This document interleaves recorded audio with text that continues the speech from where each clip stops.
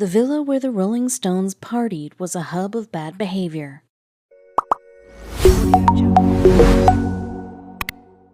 It started as a way to escape paying taxes and ended in one of the wildest chapters in rock and roll history. In the early 1970s, the Rolling Stones were looking at about $250,000 each in tax debt back home in the UK, so they started a trend, tax exile. They ducked out to the south of France to hold on to their coin, make one of their best albums, and, most of all, cause some serious trouble. The tax rate in the UK at the time was 93%, which nearly tapped the Stones dry, so the band headed to Côte d'Azur. In the meantime, where they searched for homes worthy of the world's greatest rock stars, one luxurious piece of real estate caught Keith Richards' eye. For a cool $2,500 a month, the Villa nel Cote property checked all the essential boxes. The decor was outlandishly regal, and it was surrounded by trees that provided crucial privacy. But it was the last grim factor, the house's history, that really appealed to Keith Richards. A sprawling mansion with 16 rooms, the villa served as Gestapo headquarters in 1940 Nazi-occupied France. 40 years later, the home bore traces of its dark past, where it's rumored there are still swastikas carved onto surfaces in the basement. The grandeur and disturbing history sealed the deal for Keith. Nelcote became his home. The other bandmates had their own properties, but it was Keith's place where everyone seemed to congregate. He set the tone for both work and play. As the band's drummer, Charlie Watts, said in the documentary Stones in Exile, Keith's a very bohemian and eccentric person, he really is. And eccentric couldn't begin to cover it. Out of all the Stones, Keith is the biggest wild card, and that's truly saying something. He created a lawless environment that was the definition of anything goes.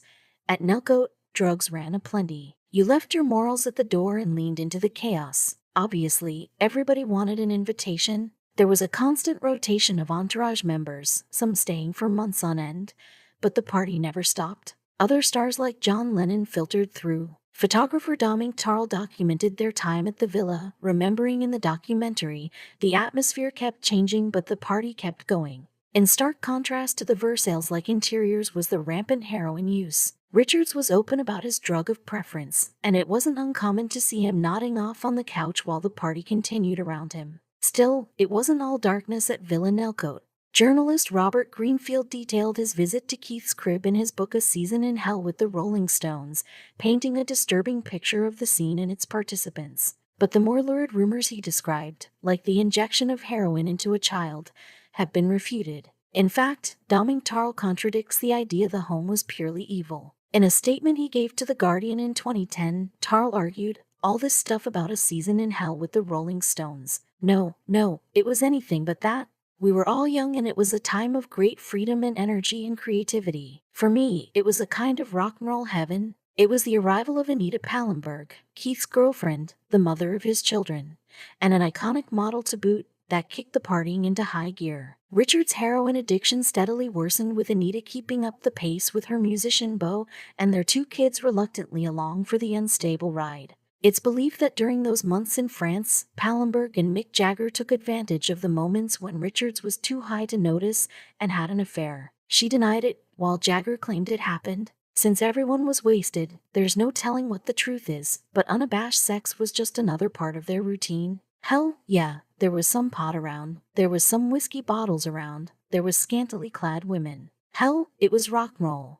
Quipped saxophonist Bobby Keys in the Stones in Exile documentary. Nothing was in short supply thanks to Richard's high-profile drug dealer. What do you do when you're a rock star seeking an unlimited supply of cocaine, heroin, whatever other controlled substance you fancy that week? Well, if you're Keith Richards, you link up with the mob. He made connections with the Corsican mafia, whom he referred to as Les Cowboys, to stay fully stocked. The mobsters would hang out with the entourage and party, and if Richards didn't pay up, they'd take their matters into their own hands. One day, the dealers made their way from Marseille, walked straight into the villa without any disruption, and marched out with at least 9 of Keith's guitars. In moments of semi-consciousness, the Stones did what they knew best: make music. Villa Nelcote holds a special place in rock and roll history for what was created there. In the dank basement, they recorded their iconic album Exile on Main Street.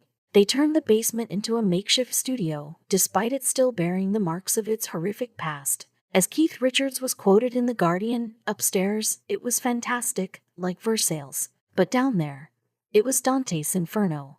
The space had a certain dark energy, but there was also the literal component that made it an oppressive place to be. It wasn't just the lingering history that contributed to the basement's hellish feeling, it was unbelievably hot down there. They jammed through brutal temperatures, scattered across the cramped basement floor plan, while their producer ran back and forth from the mobile studio parked outside.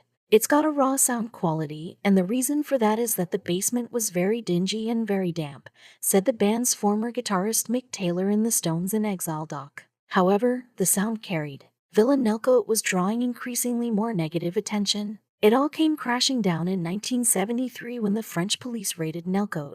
Keith and Anita were long gone by then, having fled to the US almost 2 years prior. Still, that didn't mean they would skate by without any consequences. Not this time. The police had enough to charge Richards and Anita with possession of heroin and intent to traffic. Hiding out in America made no difference. Keith was sentenced a year later in Nice, France, where they handed down a 5,000 franc fine and a whopping 2-year ban from the country. Today, fans flock to the spot that once hosted rock and roll's most epic parties and take photos in front of the gates. It wasn't just the house, though. It was the culmination of the times, the participants, and the feeling of exile itself. As Richards put it in the documentary, the Stones really felt like exiles. Richards says, "It was us against the world now. So, blank you." That was the attitude. Villa Nelcote still stands today, just as grand as ever. Last purchased in 2006 for $128 million, the current owner isn't amused by all the publicity. They refused to allow a documentary crew to film on their property,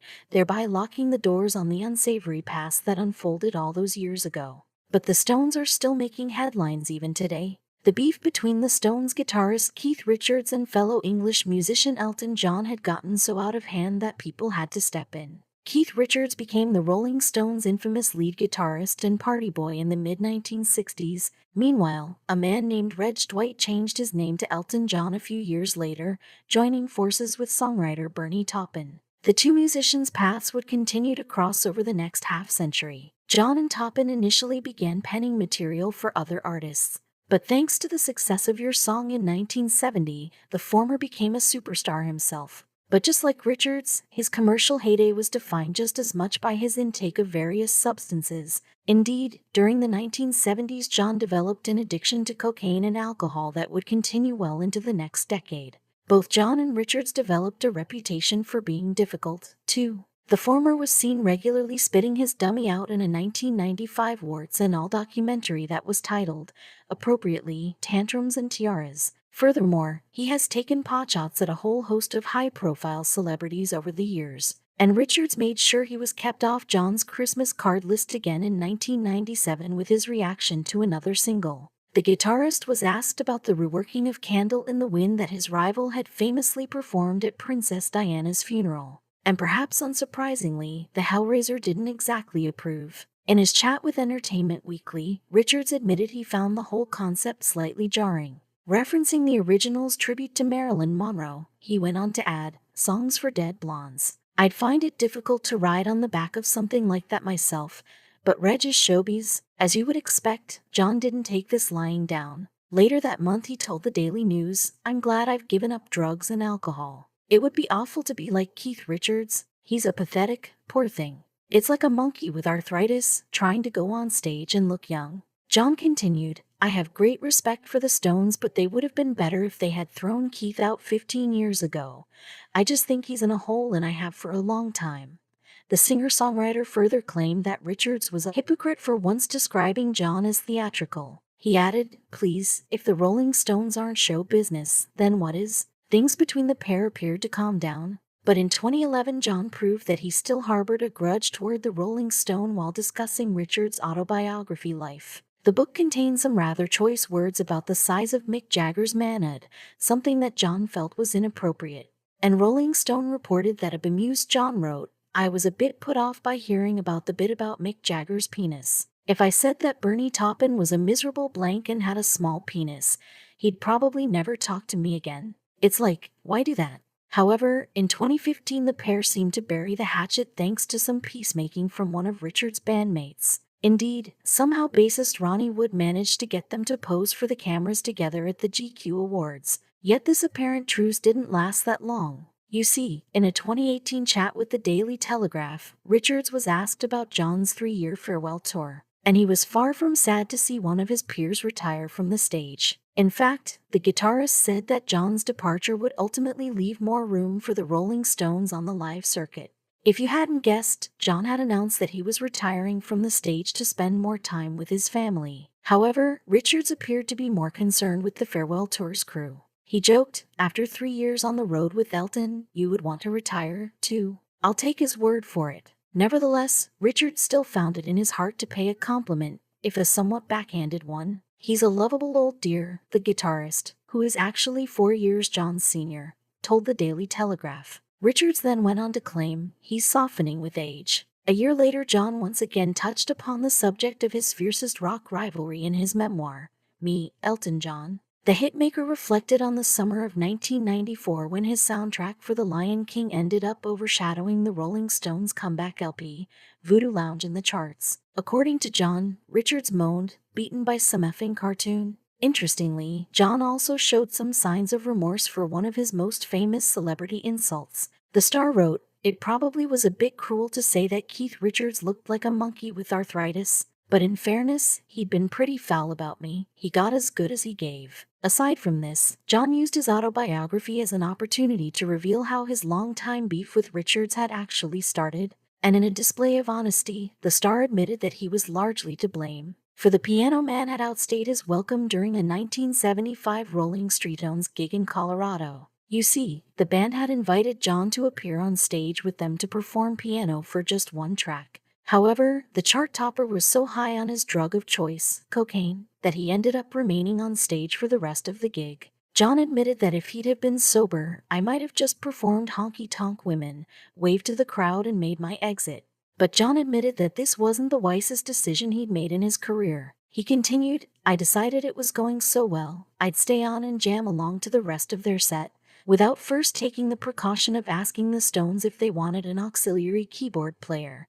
And the singer-songwriter was so high at the time that he completely misread the band's reactions to his spot of gate crashing. For a while, I thought Keith Richards kept staring at me because he was awestruck by the brilliance of my improvised contributions to their oeuvre," John revealed in his memoir. Thankfully, the Star eventually realized how things were really going down. After a few songs, it finally penetrated my brain that the expression on his face wasn't really suggestive of profound musical appreciation. So what did John do once he discovered that his musical talents weren't exactly being appreciated by the rock icons? Well, he quickly scuttled off, noting as I went that Keith was still staring at me in a manner that suggested we'd be discussing this later.